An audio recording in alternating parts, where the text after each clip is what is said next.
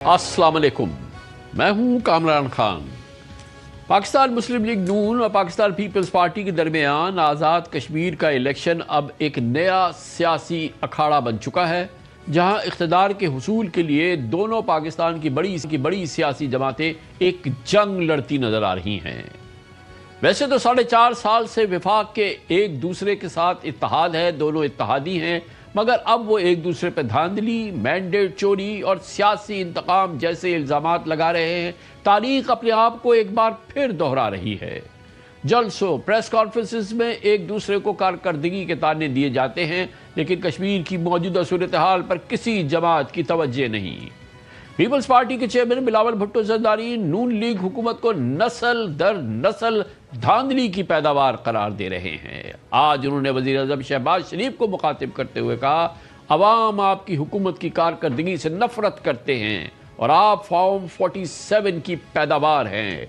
ये एक ललकार थी बिलावल भुट्टो जरदारी पाकिस्तान पीपल्स पार्टी की जनाब नवाज शरीफ और उनकी पाकिस्तान मुस्लिम लीग नून के खिलाफ। अगर कोई आज वजीर आला का कुर्सी कोई संभाल रही है और अगर कोई वजीर आजम का कुर्सी संभाल रहा है, तो बच्चा बच्चा को मालूम है कि ये फॉर्म 47 की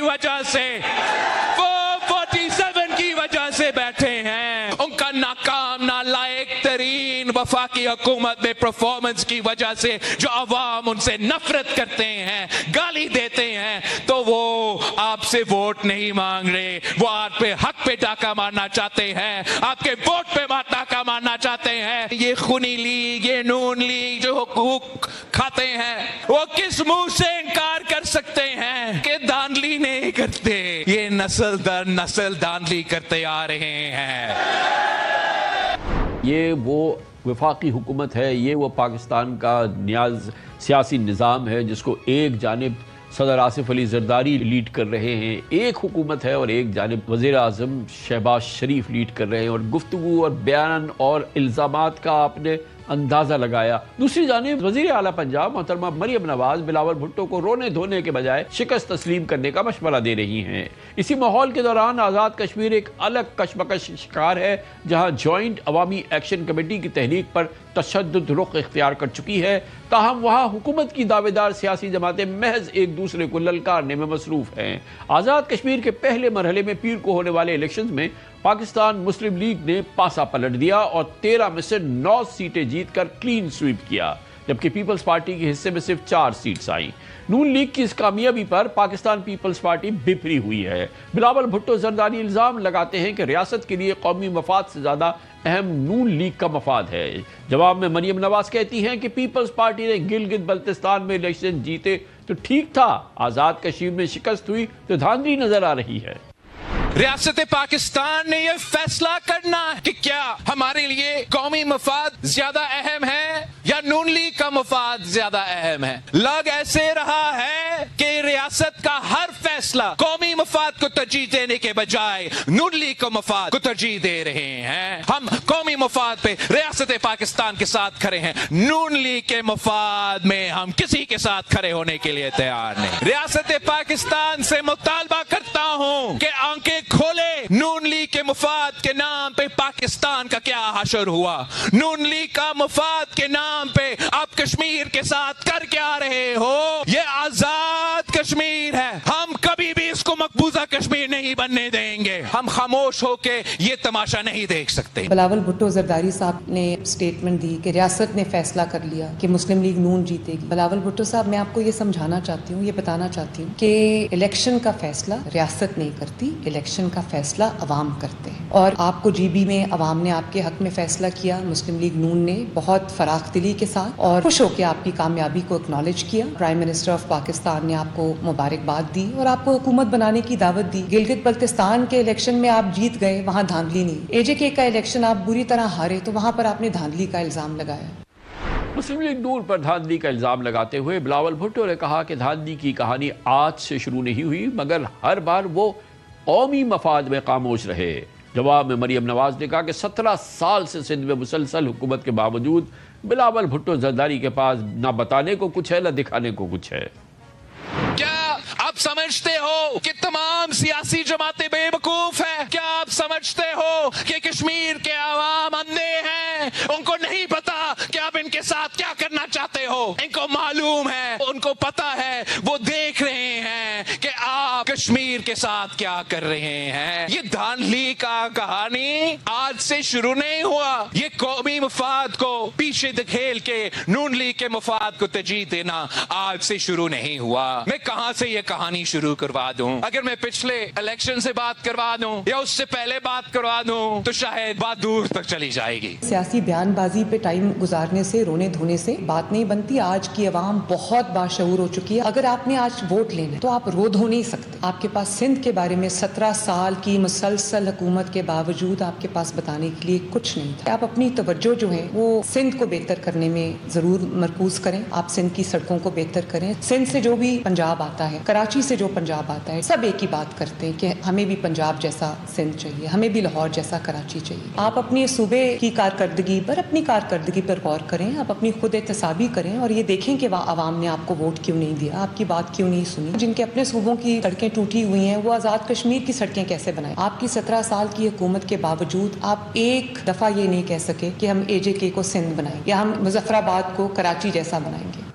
आज़ाद कश्मीर के इलेक्शन की अहमियत का इस बात से अंदाज़ा लगाएं कि अचानक पाकिस्तान मुस्लिम लीग नून के कायद जनाब मियां मोहम्मद नवाज शरीफ खुद इस इलेक्शन कैंपेन में सामने आ गए हैं और उन्होंने इससे पहले गो के कौमी इशू पर बात करने से वो गुरेज करते रहे, मगर अचानक मंजर आम पर आने के बाद उन्होंने बिलावल भुट्टो को बराह रास्त खबरदार किया कि कश्मीर को कश्मोर और मीरपुर को मीरपुर खास ना समझें। इसको कश्मोर ना समझना, ये कश्मीर है, कश्मीर। ये मीरपुर है, मीरपुर खास नहीं है। समझते हो या नहीं समझते? भाई मेरी बात का बुरा ना मानना बिलावल भाई, आप मेरे बरखुरदार हो। ये नोक झोंक सियासी पार्टियों में होती रहनी चाहिए, तलखी नहीं होनी चाहिए और लड़ाई मार कुटाई नहीं होनी चाहिए। ये नोक झोंक होनी चाहिए, बड़ी अच्छी बात है। इंतहाई अहम बात यह भी है कि तारीख में पहली बार आज़ाद कश्मीर असम्बली के इलेक्शन एक रोज़ में नहीं बल्कि 3 फेजेज़ में हो रहे हैं। इलेक्शन कमीशन ऑफ आज़ाद जम्मू कश्मीर ने यह शेड्यूल बुनियादी तौर पर सिक्योरिटी इंतजामात, सहूलत और पोलिंग के मौसर इंतज़ाम के लिए किया है। इन 3 फेजेज़ में मुश्तमिल इस इंतखाबी अमल में कौन सी जमात कहाँ खड़ी है, असम्बली की नशिस्तों की तकसीम कैसी होगी और इस आज़ाद कश्मीर इलेक्शन के पहले मरहले के नताइज हुकूमत साजी की दौड़ पर किस तरह असरअंदाज होंगे, हम आपको समझाते हैं इस रिपोर्ट में। इलेक्शन कमीशन ऑफ आज़ाद के मुताबिक इंतखाबात में 22 सियासी जमातों के 852 उम्मीदवार अमली तौर पर मैदान में हैं। सबसे नुमाया इंतखाबी इत्तेहाद पाकिस्तान पीपल्स पार्टी और जमीयत उलमा इस्लाम फे के दरमियान है। ताहम 2021 में 2/3 अक्सरियत से कामयाब होने वाली पाकिस्तान तहरीक इंसाफ ने इस बार इंतखाबात का बाइकआउट किया है। आज़ाद जम्मू और कश्मीर कानून साज असम्बली की कुल 53 सीट्स हैं। इनमें 41 सीट्स बराह रास्त मुंतखब होती हैं, जबकि 12 मखसूस नशिस्तें हैं जिनमें 5 खवातीन, 1 उलमा मशाइख, 1 टेक्नोक्रेट, 1 ओवरसीज कश्मीरी और 4 गैर मुस्लिम सीट्स शामिल हैं। मखसूस नशिस्तों का फैसला बराह रास्त वोटिंग से नहीं बल्कि 41 जनरल सीट्स पर कामयाब होने वाली जमातों की पार्लिमानी ताकत के तनासुब से किया जाता है। इन 41 जनरल सीट्स में से 29 सीट्स आज़ाद कश्मीर के अंदर, जबकि 12 महाजिर सीट्स पाकिस्तान के 4 सूबों और इस्लामाबाद में मुकीम 1947 के महाजरीन जम्मू कश्मीर की नुमाइंदगी करती हैं। यही 12 महाजिर सीट्स भी जनरल सीट्स हैं और उन पर बराह रास्त इंतखाब होता है। पहले मरहले में मीरपुर डिवीजन की 13 नशिस्तों पर पोलिंग मुकम्मल हो चुकी है। दूसरे मरहले में 2 अगस्त को मुजफ्फराबाद डिवीजन की 9 सीट्स के साथ 12 महाजिर नशिस्तों पर वोटिंग होगी, जबकि तीसरे और आखिरी मरहले में 10 अगस्त को पूंछ डिवीजन की 11 नशिस्तों पर पोलिंग होगी। इस तरह तीनों मराहिल मुकम्मल होने के बाद तमाम 41 जनरल नशिस्तों के नताइज सामने आएंगे, जिसके बाद सियासी जमातों की अददी कुव्वत के मुताबिक 12 मखसूस नशिस्तें अलॉट की जाएंगी और 53 रुकनी असम्बली मुकम्मल होगी। पहले मरहले ने मुस्लिम लीग नून को नफ्सियाती बरतरी जरूर दी है, लेकिन हुकूमत का फैसला अभी बाकी है, क्योंकि आइंदा 2 मरहलों में 32 जनरल नशिस्तों का इंतखाब होना है और उनके नताइज की बुनियाद पर न सिर्फ हुकूमत साजी बल्कि मखसूस नशिस्तों की तकसीम भी तय होगी।